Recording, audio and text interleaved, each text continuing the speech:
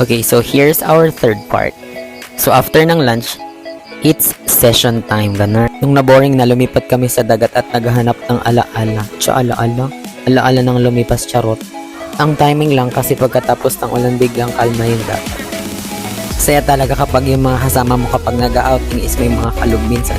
Kasi diba, hindi boring yung lakad ninyo. Same mind, same vibes. Dito ko alam pero feel na feel ko dito yung lighting ko, diba? Parang ang fresh na fresh ko.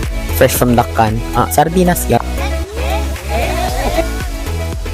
While enjoying this moment, I realize na so totoo na tumatanda tayo.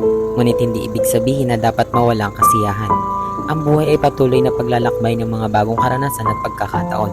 Mahalaga na tuklasin natin ang mga bagong paraan ng kasiyahan at pag-ibig sa bawat yugto ng ating buhay.